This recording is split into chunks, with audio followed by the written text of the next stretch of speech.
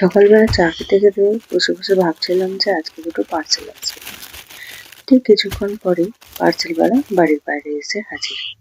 পার্সেলটা যখন আমরা হাতের মধ্যে নিয়ে আসি তখন সবারই একটা এক্সাইটেডমেন্ট থাকে যে কেমন আসবে জিনিসটা, তাই না?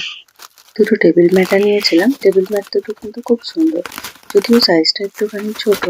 তো ঠিক আছে, এবার নেক্সট পার্সেলটা খুলবো, দেখি এবার এটা কেমন এসছে। যদিও আমি খুব এক্সাইটেড ছিলাম। তো এটা কিন্তু সত্যি খুব সুন্দর এসছে, খুবই সুন্দর এসছে।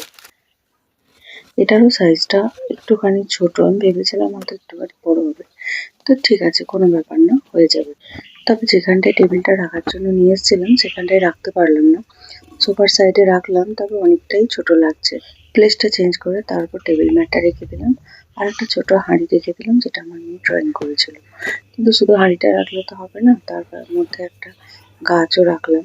কিন্তু দেখলাম যে টবটা কেমন একটা বাজে লাগছে। তো ভাবলাম ঠিক আছে, এটাকে একটু পেন্ট করে দিই। দেখুন পেন্ট করে দিতে কত সুন্দর লাগছে, লুকসটাই চেঞ্জ হয়ে গেল। এটা যেই না শেষ হলো অমনি একটা অন্য কাজ মনে পড়ে গেল। এই ফ্লাওয়ার ভাসটা অনেকদিন আগে নিয়ে এসেছিলাম, মানে অনেক বছর আগে। তো একটা কোনায় এটা পড়েছিল, এটাকে আবার নতুন করে ড্রয়িং করে একটু কালার করে দিলাম। আর এই যে গণেশটা দেখছেন, অনেক বছর আগে এটাকেও ক্লে দিয়ে বানিয়ে রেখে দিয়েছিলাম, সেটাও কমপ্লিট করলাম। আর এই ঝুড়িটা আমার শাশুড়ি মা মেলায় গেছিল, ওখান থেকে নিয়ে এসেছিল, এটাও অনেক বছর আগে। এটাও কালার করে নতুন বানিয়ে। এবার একটা মজার বিষয় বলি, আমার টিভির নিচে যে শোকেসটা আছে এখানে এই ছবিটা ছিল ঠিক এরকম।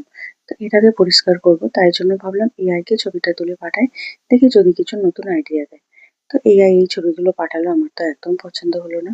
তো ভাবলাম ঠিক আছে, নিজের মতোই ডিজাইন করি। তো এখানেও একটা টেবিল ম্যাট রেখে ওই ঝুড়িটা রেখে দিলাম, এখানে গণেশটা রেখে দিলাম। তো দেখুন এত সুন্দর লাগছে, সত্যিই খুব সুন্দর লাগছে। মানে সামনে থেকে দেখে মনটা পুরো ভরে যায়। সারাদিন এত কিছু টাস্ক কমপ্লিট করলাম, এবার নিজেকে একটু ট্রিটও তো দিতে হবে। তো নিজের জন্য বিরিয়ানি নিয়ে, যদিও বাইরের বিরিয়ানি আমার একদম পছন্দ না, তবুও কি করবো, রোজ রোজ বানাতে তো আর ইচ্ছে করে না। তাই জন্য নিজেকে আজকে ট্রিট দিলাম। আর হ্যাঁ, আমার ভিডিও যদি আপনাদের ভালো লাগে তাহলে প্লিজ একটা সাবস্ক্রাইব করে দেবেন। পুরনো কোনো কিছুকে নতুন করে রিনোভেট করার মজাটাই আলাদা। Bye bye.